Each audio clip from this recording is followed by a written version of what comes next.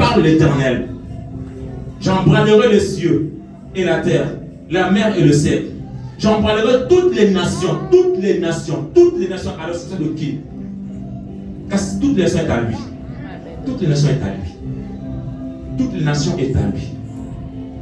Bien aimé, si nous voyons ce que les nations maintenant est devenues, il y a des nations qui ont tourné le dos à l'Éternel. Nous, les enfants de Dieu, à ce temps ici, de la fin, nous ne devons pas être dans la distraction. Nous devons comprendre le temps. La Bible dit, saisissez le temps quand les jours sont mauvais. Nous devons saisir ces moments ici. D'être dans la présence de Dieu à tout moment. De nous repentir, d'abandonner la vie que nous menons avant. Mais de chercher à marcher conformément à la parole de Dieu. Amen. De marcher conformément à la volonté de Dieu. Amen. Car ce temps ici est très mauvais. Nous traversons un moment très mauvais. Mais la gloire soit rendue à Dieu. Car la Bible dit, parmi nous, dans cette génération, ils seront en vie, ils seront rassasiés du jour. Nous serons parmi ces gens qui seront rassasiés du jour. Au nom puissant de Jésus-Christ. Amen. Dieu a utilisé les bâtons de Moïse. De la même façon, il va utiliser maintenant ce que toi tu as. Car nous n'avons rien à donner à notre Dieu. L'argent est à lui, l'or est à lui. Qu'est-ce que nous pouvons donner à Dieu? Absolument rien. Dieu attend de nous l'adoration. Et quand il s'agit d'adorer, bien aimé, adore ton Dieu. Tu n'adores pas quelqu'un, tu adores ton Dieu, ton Créateur. C'est lui qui te donne la force. C'est lui qui t'a donné l'intelligence. C'est lui qui t'a donné la force d'être là au milieu de nous aujourd'hui. C'est Dieu qui t'a donné cette intelligence-là. Il faut que tu le reconnaisses là. Il faut que tu l'adores avec ton cœur. Amen. Si nous lisons dans les livres de Sophanie, là, on nous montre comment Dieu sait situer les nations. Là, on va lire Sophanie dans le chapitre 3, verset 3, le chapitre 3, le verset 10. Sophonie 3, 10.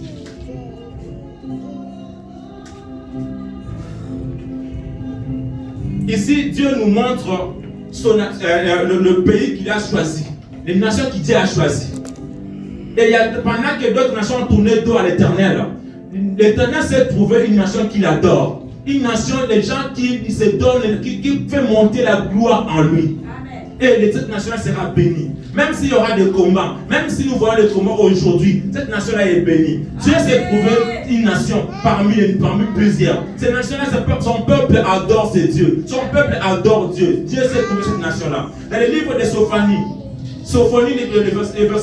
le chapitre 3, le verset 10 dit ceci.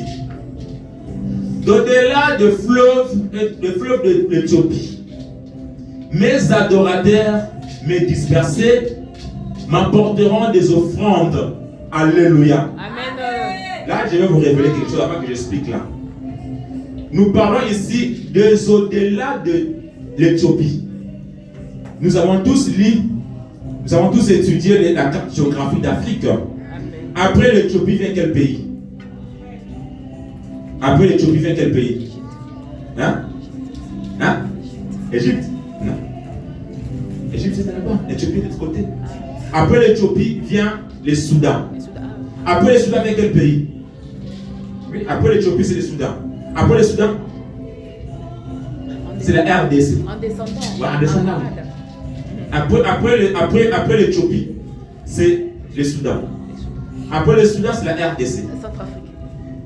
Non, chez nous, en haut, il y a la Centrafrique et le Soudan. C'est-à-dire, après l'Éthiopie, c'est le Soudan. Après le Soudan, c'est la RDC. Donc, Dieu dit ici, au-delà de l'Éthiopie, Dieu s'est trouvé ses adorateurs. C'est la RDC. Amen. Je vais vous dire comment Dieu s'est trouvé des adorateurs. Il a dit des mers, le pays qui est entouré de mers. Là, nous voyons l'Éthiopie, c'est un pays désertique. Nous voyons les Soudans, les mêmes. Mais parmi ces pays-là, les pays qui est entouré de mers, c'est la RDC. C'est la RDC, nous avons le lac Tanganyika qui est passé par là. Nous avons le fleuve Mokou qui est passé par là. Le fleuve Zaïre est passé par là. Nous avons beaucoup de eaux qui sont passées par là. C'est là que Dieu a trouvé les adorateurs. Les adorateurs qui lui amènent ses offrandes. L'offrande que Dieu parle ici, ce n'est pas l'argent, ce n'est pas l'or. L'offrande que Dieu parle ici, c'est l'adoration du cœur. L'adoration de son peuple. La reconnaissance de son peuple. Ce peuple-là, même s'il ne voit pas Dieu, même s'il ne voit pas la main tomber, mais il adore Dieu. Et nous sommes dispersés partout dans le monde. Nous sommes un peuple élu de l'Éternel. Un peuple qui donne gloire à l'Éternel. C'est pour cela que le monde ne nous laissera pas à la paix. Ils vont toujours nous amener les faux guerres, les guerres fabriquées. C'est pourquoi? C'est parce que nous sommes un peuple élu de Dieu. Nous sommes un peuple que Dieu s'est choisi. Nous sommes un peuple que Dieu nous a raconté. Il nous a fait grâce de voir sa main forte jour après jour dans nos vies. Et nous ne laisserons pas en paix.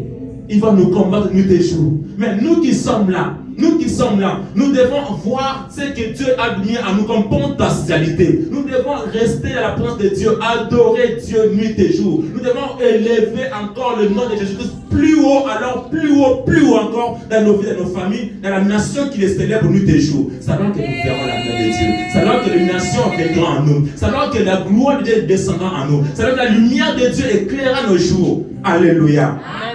Dieu est bon. En tout Dieu temps. est bon. En tout temps. Nous continuons, bien-aimés.